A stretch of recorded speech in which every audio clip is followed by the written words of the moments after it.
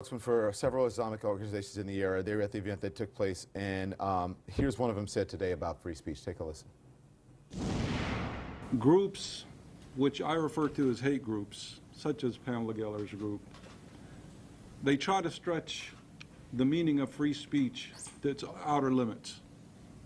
There is a difference between hate speech and incitement to violence. When you take certain actions and you know that the results of those actions will result in violence, in this country, in this secular country, that is a criminal act. Imam, before I get you in here, I want to get the attorney on the panel.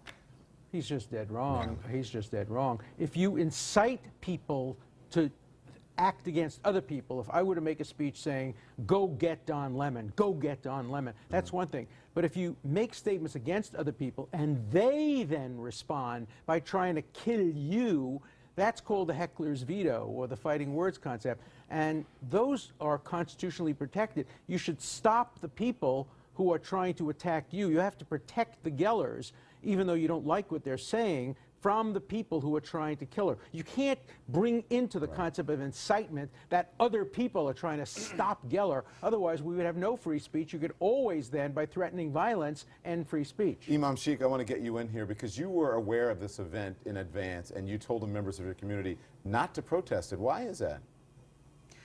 Yeah, we were actually aware of it 3 months prior to the event actually taking place. We prohibited people from going. We told them not to go. And the very reason that we told them not to go was, first of all, we didn't want to give this woman any more publicity. And we also respect the issue of free speech. The whole agenda that she has and the whole argument she has is that the Muslims do not approve of free speech. They don't like free speech. Well, there wasn't a single Muslim protester out there at the event out of 250,000 Muslims in the DFW area. She did say this morning to my colleague on New Day, Alison Camerata, she said that it's not about Muslims for her. She said this is about violent jihad. You don't get that distinction, Imam, when she's talking about these issues? Well, whenever she talks, she uses the word Islam and just paints everybody with a broad brush. And she gives off the impression that Muslims do not approve of free speech. And the reality shows that none of the 250,000 of the DFW Muslims were actually there at the event to protest any of her caricatures or cartoons that she was trying to portray. So the question is, Alan, and I heard Amani say this, she talked about doing this and insulting. You know, there's the Book of Mormons on Broadway. There's Piss Christ that people, you know, there are all kinds of things. That was, there was a musical back in the 70s that was about Jesus Christ Superstar. Of course, yeah.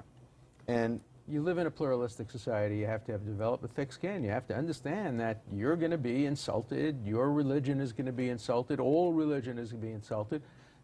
Argue back, make a better case, win in the marketplace of ideas. So the degree of danger or threat should not play into whether... No, the degree of danger, if somebody is trying to incite their own people to attack, that's one thing. But no, if you're going to fight back and try to attack the speaker, the police have an obligation to protect the speaker. If 1 or 2 or 5 people had been killed in this, or if it had happened, would you still feel the same way? Yeah, of course I would, and I felt the same way with Charlie Hebdo, where 11 people were killed. You go after the killers, not the speakers. That's the way we do it in America. You don't let the killers stop the speakers from speaking. You don't let the threat of violence stop political speech from occurring. Amani, what do you say to Pamela Geller? I mean, okay, so if we're going to talk about inciting hatred, we can look at the keynote speaker that Pamela Geller invited to her event last night, Wilders, who is a Dutch politician. Now, his own government brought charges against him for inciting hatred and discrimination. So they know what's up, right? And we're here defending what Pamela Geller is doing and what he's saying. Last night, he was quoted as telling everyone, to his audience, you know, no more Islam, no more mosques, no more Islamic schools. You know, if we want to talk about pluralism, let's talk about it. It's about discussing this type of hate speech, this vitriolic rhetoric that we're allowing to fly by under the guise of free speech. And again, we're not saying that she doesn't have the right to say it, but we have to get real about the consequences of it. You know, like we want to talk about protecting speakers.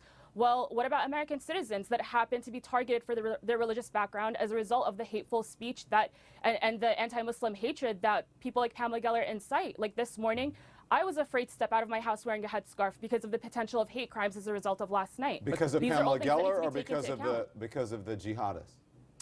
The way that the media depicts these types of situations, every time an incident like this happens, you know, the situation last night in the event was recorded. And as soon as one of the security personnel walked in to inform everyone of what happened, the first exclamation that was made by the attendees was he Muslim? That's all we care about. We only care about the religion of the perpetrators when they happen to be Muslims. And as a result, people like me, innocent Muslims, who were born and raised in the United States, you know, they get targeted, they get singled out. We have to be the ones living in fear, and, you know, we're the ones that have to deal with these types of repercussions. And if we want to talk about that type of protection, then let's talk about it for American citizens as well. But look, let's remember that the only people today who are threatening violence against others for expressing political views are radical Muslims. That happens to be the reality. You don't have Jews trying to threaten Farrakhan. You don't have Christians trying to use violence against people who make anti-Christian rhetoric. You don't have Mormons trying to use physical violence to shut down. You don't have fatwas being issued. Mr. The Dershowitz. only group that is making these fatwas and threatening violence are radical Muslim Mr. extremists, and that we have to face that reality. A brief response, That type of Amani. targeting is extremely sweeping. You just made a very large statement right there that that's the only true. type of group. And you know, this is Well, the reason why name Muslims another are being group. targeted. Name this another is the group. reason why Muslims are being targeted. Name you know, another group that is today attacking okay, well, freedom of Mr. speech. Dershowitz, how about the article you actually contributed? You got published in a journal this past January, right? It was about anti-Semitism, and in that journal, you stated that eliminationist anti-Semitism is the most dangerous kind. But it shouldn't be so banned. if we're hosting a man like Wilders at this event that Pamela Geller is having, and he's calling for no more Islam, he came on our soil and said, "Dear Mr. President, do you hear us? No more Islam." I don't agree with what he's saying. I disagree with it, but I'm saying that the But only why group is one that is okay trying and to one, why suppress is one okay and one the isn't? only Why is one true- indefensible and the other isn't? No, I'm not saying it's not defensible or defensible. I'm saying the only group that is trying to prevent freedom of speech by violent extremism, by threats of violence, are radical Muslims. That's not true of other ethnic and religious groups. And that's the fault of this lies with those who try to suppress free speech by violence, not with those who are expressing constitutionally protected free speech. That's going to have to be the last word. Thank you.